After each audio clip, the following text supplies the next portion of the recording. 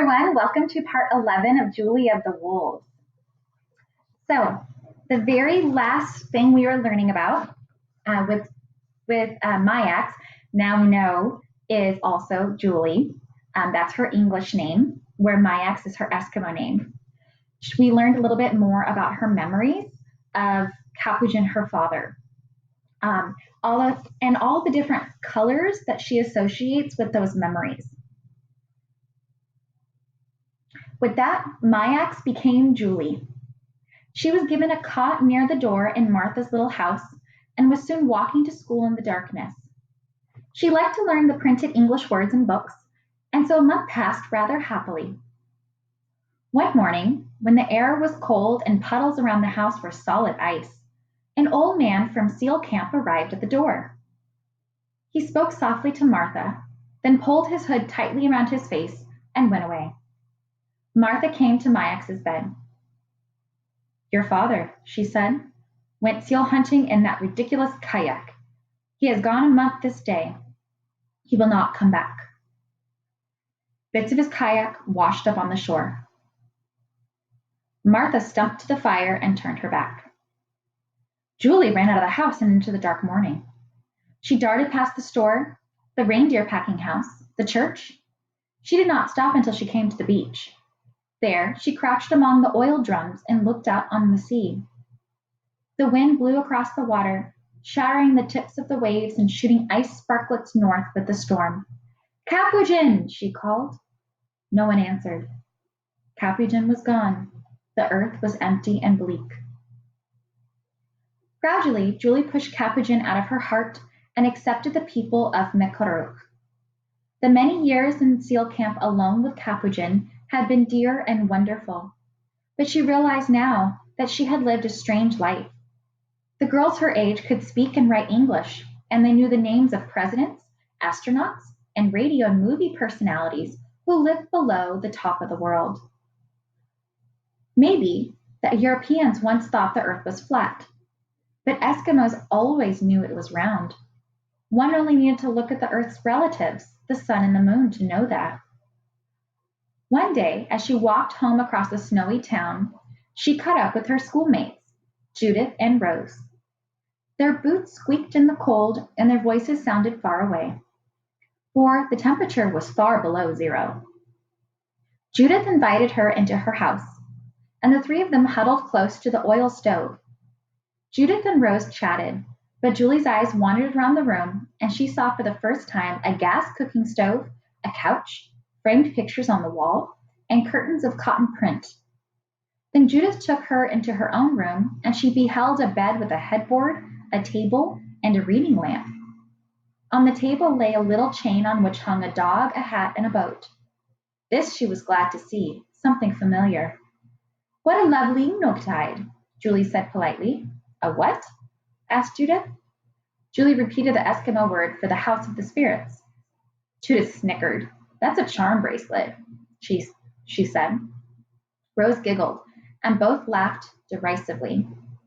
Julie felt the blood rush to her face as she met, for the first but not the last time, the new attitudes of the Americanized Eskimos. She had much to learn besides reading. That night she threw her Ignotide away.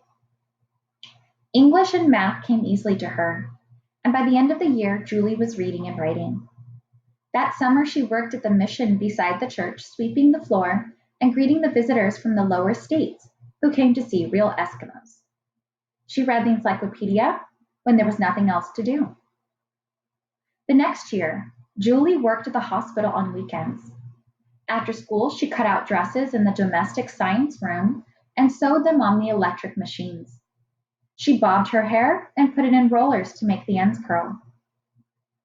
One Sunday, as she was coming home from the hospital, a jeep pulled up beside her, and a Gusik hailed her. He leaned on the steering wheel, a warm smile on his face. "I'm Mr. Pollock. I own stock in the Reindeer Corporation here on the island," he said. "I have a daughter your age. The last thing she asked me before I left San Francisco was to find a girl in town of Mekoruk on Nunavut Island and ask if she would like to exchange letters. How about being her pen pal?" Julie needed no explanation for that term. Many letters came into the mission from children in the States who wanted to write letters. She had never done so before, but now she was ready. I would like that, she answered. My daughter's name is Amy, he said, taking a letter from inside his pocket. She told me to give this to the nicest girl I could find, and that's you, with your twinkling eyes and rosy cheeks. Julie smiled and slowly took the extended letter, then skipped off to open it in the privacy of the mission library. She was enchanted by what she read. Hello, my new friend. I am Amy Pollock, and I have blue eyes and brown hair. Next month I will be 12 years old, and I hope I'll be 5 foot tall by then. I have a quarter of an inch to go. I wear a size 9 dress and a size 6 shoe, which my mother finds embarrassingly big. Frankly, I like my big feet. They get me up and down the steep hills of San Francisco and and shoot me through water like a frog when I swim. I am in the 8th grade and I'm studying French. I hate it, but would like to learn Eskimo. My father goes to Alaska often and he has taught me a few words. They are pretty words that sound like bells, but I can't spell them. Can you? How do you spell the word for daylight? Quack? I take dancing lessons, which I love, and I also like to play baseball with the kids that live on our hill. When I grow up, I think I'll be a dancer, but it is an awful lot of work. One of the dancers at the San Francisco Opera House said so. So maybe I'll be a school teacher like my aunt and have the whole summer off. Last month at school, we saw your island on a television show. It was so beautiful, with the birds flying over it and the flowers blooming on the hills, that I wanted to write to someone who lives there, a girl like me. Here's a picture of my house. That is me standing on one foot on the patio wall. Please write soon. Your new friend, Amy. P.S. When are you coming to live with us in San Francisco? Julie folded the letter and whispered to herself. Daylight is spelled A-M-Y. The wonders of Mecorec dimmed as weekly letters from Amy arrived. Julie learned about television, sports cars, blue jeans, bikinis, hero sandwiches, and wall-to-wall carpeting in the high school Amy would soon be attending. Mecorec had no high school. The Eskimo children of the more prosperous families were sent to the mainland for further schooling, something which Aunt Martha could not afford. But she thought, if she married Daniel, perhaps Naka could send her to school. As the winter passed, Martha became irritated with her. She nagged Julie for wearing her hair short and complained about Judith. She's disrespectful of her parents, she snapped, and she's bad. That's all she would say, except the old ways are best. After that, Martha gave her chores to do on weekends and refused to let her attend the movies with her friends. The winter nights in the dark little house became nightmares. Julie waited for letters from Amy and the call from Naka. The call came suddenly, one morning in June as Julie was dressing to go to the store. The head of the Indian Affairs in Mecorec appeared at the door. He explained that Naka had written, requesting Julie to come to Barrow to marry his son. You are now 13, the man said, and I have in my files an agreement for this arrangement signed by Capuchin and Naka. Martha sputtered and whispered in her ear that she could say no if she wanted to. The old ways are best, Julie said, and Martha could not protest.